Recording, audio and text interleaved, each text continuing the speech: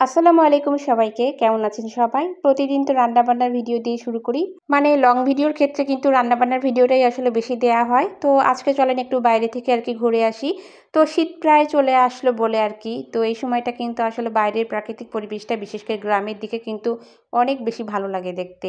একটা মানে শীত ভাব। সকালবেলার সময়টা বেশ ঠান্ডা ভাব থাকে আর তারপরে কিন্তু আস্তে, আস্তে রৌদ্র উঠে তারপর দিনের বেলায় কিন্তু গরম শুরু হয়ে যায়। আবার রাত্রে কিন্তু ঠান্ডা ভালোই।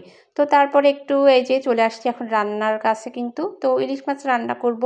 এজন্য হচ্ছে ধুয়ে রেডি করে নিলাম। মাছটা আসলে ফ্রিজে ছিল আমার। তো বের করে আমি কেটে নিলাম ধুয়ে। এখন হচ্ছে হলুদ লবণটা মাখিয়ে রাখছি।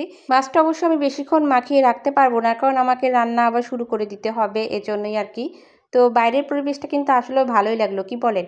আসলেও শীত চলে আসছে, পিঠা খাওয়ার সময়ও কিন্তু চলে আসছে। আমি তো এখন অপেক্ষায় আছি মানে খেজুরের গুড় কবে বাড়িতে নিয়ে আসবে আর কবে শীতের পিঠা খাওয়া শুরু করব। আসলে গ্রামের দিকে কিন্তু ভালোই ঠান্ডা পড়ে। দেখা যায় যে রাত্রে ভোর পর্যন্ত ভালো ঠান্ডা থাকে আরকি। কিন্তু শহরের দিকটা কিন্তু এখনো অনেকটা বেশ গরম ভাব আছে। এতটা ঠান্ডা ভাব আরকি পড়েনি।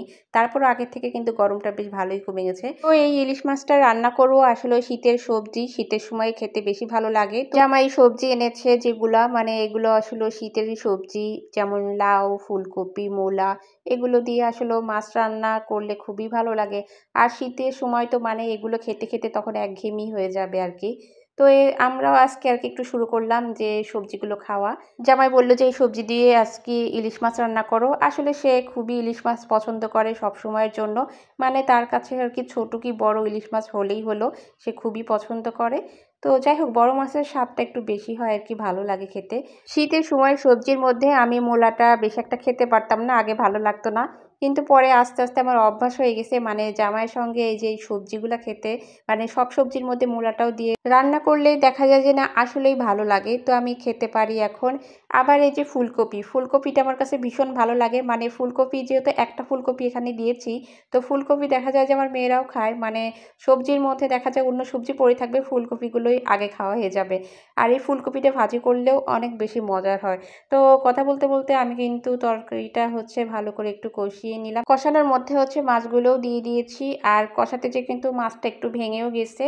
তো যাই হোক, এরপরে হচ্ছে আমি ঝোলের জন্য কিন্তু পানিটাও দিয়ে দিলাম। আর মাছটা খুব হালকাভাবে আরকি নেড়েচেড়ে দিচ্ছিলাম। না হলে আরও ভেঙে যেতে পারে, এই কারণেই আরকি। তো ইলিশ মাছ যেহেতু একটু নরম থাকে এজন্যই আরকি সাবধানে একটু নাড়াচাড়া করতে হয়। আর তারপরে আমি একটু জিরার গুঁড়াটাও দিয়ে দিলাম। তো এই তো আমার রান্নাটা কিন্তু প্রায় হয়ে আসছে। আর কালারটা কিন্তু সুন্দর একটা কালার চলে আসছে আরকি তরকারির মধ্যে। তো যাই হোক, এই ছিল আমার ইলিশ মাছের সবজি দিয়ে রান্না। শীতের সময় সবজি দিয়ে ইলিশ মাছ রান্না করলে সত্যি খুব অসাধারণ মজার হয়। তো আজ তাহলে ভিডিওটি এ পর্যন্ত।